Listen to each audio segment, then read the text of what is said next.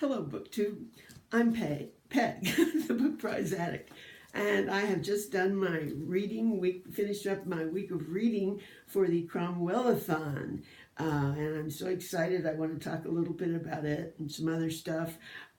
Jason of Old Blues Chapter and Verse, I want to give all the credit in the world to him because he is heading up this Cromwellathon, and unless you've for some reason haven't been into it, it's a part of the last of a trilogy is going to come out in March, and these are the first one was Wolf Hall, Hilary Mantel. They're all by Hilary Mantel, of course. Second was Bring Up the Bodies, and on March 10th they're going to have the new one called Mirror of the Light is going to be out, and Jason is doing a 2-month series on reading the first two, and we'll all be ready, I'm sure, to press that buy button for the 10th. I guess some people might get advanced copies. I'd love that.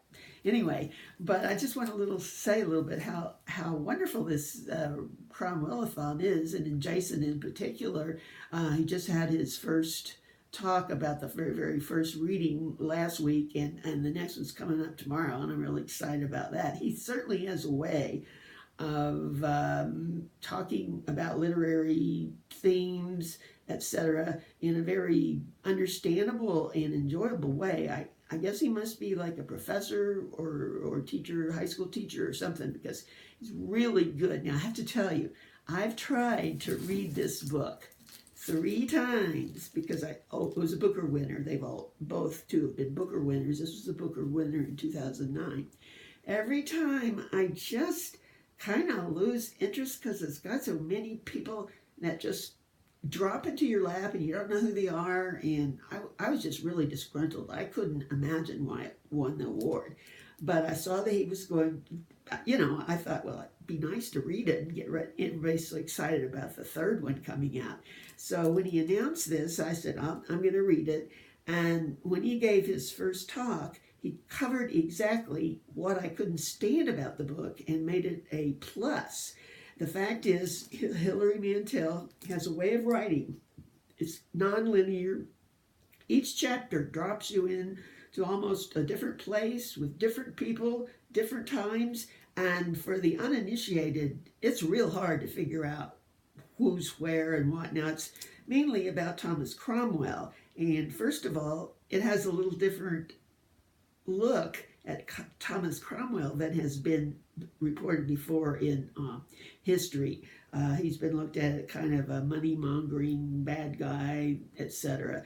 But this shows him, I'm sure she's done lots of research, as a real person with flaws, yeah, but a family man, and it's just so well done when I'm looking at it. And I have to say, I did read a little biography on him in Wikipedia, and learned who some of the other people were. Of course, there's Cardinal Wolsey, who he's a very, very close to. There's also his, I guess you might say, enemies, Thomas More, who's very famous, but I didn't really know much about him, Stephen Gardner, and both Anne Boleyn, who King Henry wants to marry, and her sister Mary plays a part. She was instrumental in some of the romances too. It's very interesting. In fact, I got so interested in this and immersed that I decided, I just got home from the library, I wanted to read a little bit more about things, and I found these 2 books that'll just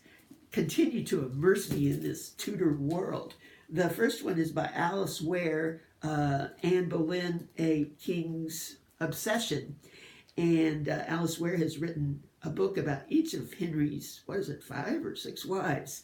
Anyway, so that should be good because, it's fun to read now other stories about the same people, and you're going to get a little different view, a little different feeling. It's like hearing gossip, and it's real interesting if you already know the people and, hear a little something different.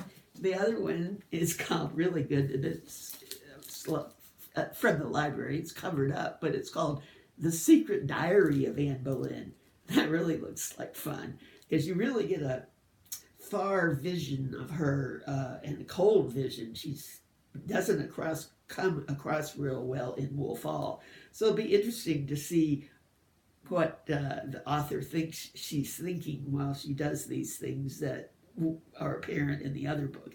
So this is going to be fun, and I'm really looking forward to Jason's talk tomorrow on the second part. I'll put the first part down in the schedule, and you can still get in on it and listen to his first part. And I just love it. I think a lot of people are enjoying it more than they thought they would.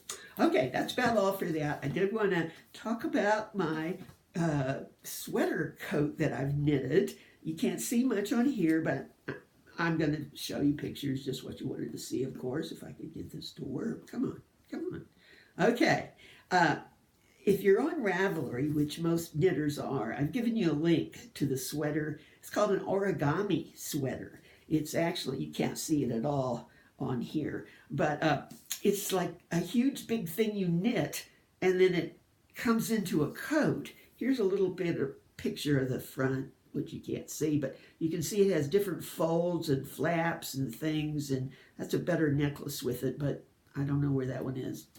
This is okay for now. Okay, that's the front. Come on now.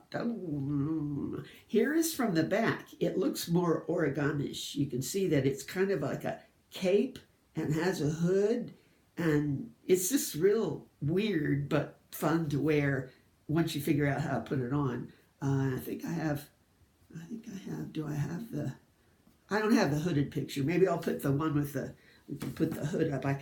I'll put it on the front, on the thumbnail. So anyway, as I said, if you're a member of Ravelry, or if you want to join, I put a link below that talks about the pattern, has more pictures of when I was making it. Ravelry's a great site if you're into knitting or needlework at all. It's easy to join even if you aren't. And if you do join, please befriend me. You'll know who I am when you link this. It'd be fun to be friends with some of you on there too. So that's it. I'll be back at some point talking probably more about my immersion in the Cromwellian world. Thanks.